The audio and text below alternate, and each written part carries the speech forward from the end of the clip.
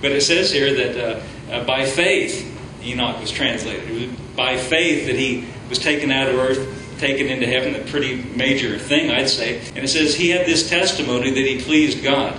And so you might think to yourself, wow, what must this guy have done? Did he build a great cathedral, you know?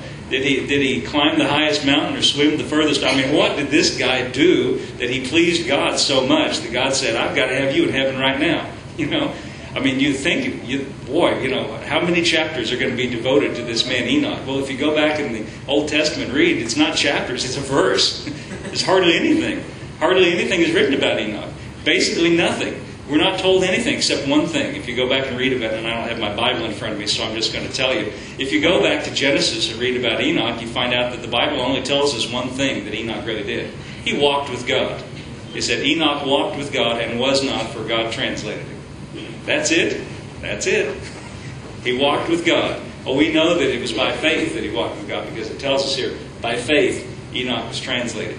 You know, I think it's an interesting thing. That's all that we're told about Enoch, that pleased God so much that God translated him and took him out of earth and took him into heaven, that he walked with God. If you read the genealogies, Tom was talking about genealogies earlier. If you read the genealogies in the Old Testament, it's very careful to give you when someone was born and how old they were when their first offspring was born, and then when they died. And you can compare all those ages, and they lived a long time. Adam lived 980 years, I think, after when he was created, and they lived a long time. You can add up those years, and when Enoch was born, he's the seventh from Adam, seventh generation. When he was born, Adam was still alive. Adam was still living when this man Enoch was born, 7 generations later. And the Bible doesn't tell us this. This is just my imagination. But I imagine if he's still alive, I imagine they used to go to him and hear what old Grandpa Adam's got to say. You know, he's probably got some good stories. Wouldn't you think? You know? Well, let's go see Adam and hear about what it was like in the garden. And I can just imagine old Grandpa Adam say, well, kids, gather around. Let me tell you about the garden. I remember the garden. Garden's not here anymore. You can't go back there anymore. But you know what we used to do in the garden? You can read this in Genesis chapter 1 and 2. It said God came down in the cool of the day. Literally, the Hebrew word is ruach, the spirit of the day. He came in the spirit in the day, and they walked together. So they came down and walked with Adam. And I imagine Adam telling him, you know, back there in the garden, we used to walk with God. You can't walk with God anymore. Garden's gone. God's gone. You know, we're just left here with cursed earth, you know, sweat of our brow and all that. And they'll all say, well, thanks a lot, Adam. You know. But we used to walk with God back there in the garden. But I can just imagine, this is my imagination. The Bible didn't tell us this. All it says is Enoch walked with God, and he was not, for God took him. But I imagine little Enoch listened to Grandpa Adam talking about how we used to walk with God, and thinking, well, maybe, you know, it sounds like to me you messed things up, Adam, but I didn't do what you did. And it sounds to me like, you know, if you walked with God, why can't I walk with God? I imagine he just started thinking that way. You know, why can't I walk with God? I can imagine, we were talking about, you know, God hearing the desires of our heart. Imagine this, the desire of Enoch's heart, the desire of his heart was to walk with God, evidently. The desire of his heart. And I'm sure Adam told him, you can't walk with God anymore. You know, that deal's done. The garden's gone and it's all gone. But the desire of Enoch's heart, his greatest desire was to walk with God. This is my imagination here. And I just imagine he started praying that way. God, you know, if you're there, wherever you are, I'd like to walk with you. I'd like to walk with you.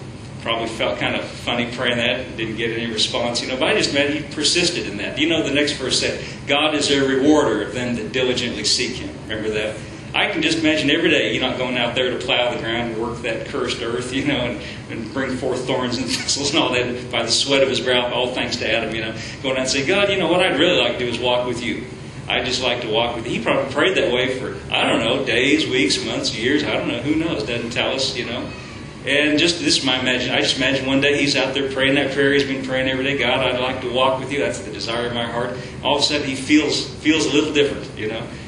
That bubbly feeling, you know. He feels something that didn't feel the same as it did before. Ooh, what's that? And God says, here I am. Wow, you really are? Yes, I really am. I'm here to walk with you. Really? Is that right? Can I walk with you? Yes, you can walk with me. You want to walk with me? Here I am. Let's walk. Well, all right, let's walk, you know. And I don't know, you know, all we know is that by faith Enoch, you know, it says here it was translated, and I told you in the Old Testament it says he walked with God. It doesn't tell us how long they walked. You know, it doesn't tell us how many. I just imagine they probably walked a good amount of time, probably every day when Enoch went to work. Say, okay, God, here I am again. Let's walk. All right, let's walk. You know, He'll walk with you while you're doing your job. Did you know that? He'll walk with you while you're driving your car. Walk is just an expression. He'll live with you. You know, in the book of Revelation, it tells us that in the last chapter, the way it all ends up is God, He will dwell, He will make His tabernacle with them. He will dwell in the same tent with them. Now, the way I read it, I wouldn't say that that's something future. I'd say that's the case right now. You know, greater is He that's in you than he that's in the world. I'd say He's dwelling in your tent right now. He'll walk with you right now if that's the desire of your heart, like Enoch. Evidently, that pleased God, that here's somebody that wants to walk with me. See, and I just imagine they walk together every day. And here's another thing I imagine. As Enoch began to walk with God and spend time with God and talking to God every day, I imagine for everybody else that knew him, he started seeming kind of strange. Have you noticed that guy Enoch out there talking when he's there? You know, have you noticed how strange he is? He probably seemed, you know, the thing about it is when you start walking with God, it makes you seem strange to everybody who's not walking with God. I don't know if you've ever noticed that or not. Anyway, so Enoch, he walked with God every day. Walked with God, and I don't know how long. I don't know, what do you do when you walk with God? I imagine they talk things over. That's what I imagine.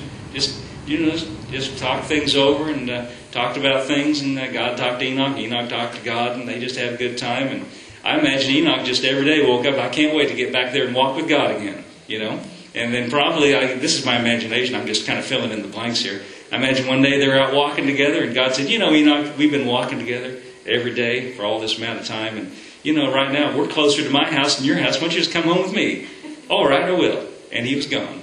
That was it. But that's a pretty good deal, wasn't it? He walked. See, I think this is in the Bible, not just so that we'll say that was good for Enoch, but this is in the Bible to encourage us that we can do the same thing. Yeah. If Enoch walked with God, why can't we walk with God? See, and I think the truth is he's walking with us every day, whether we know it or not.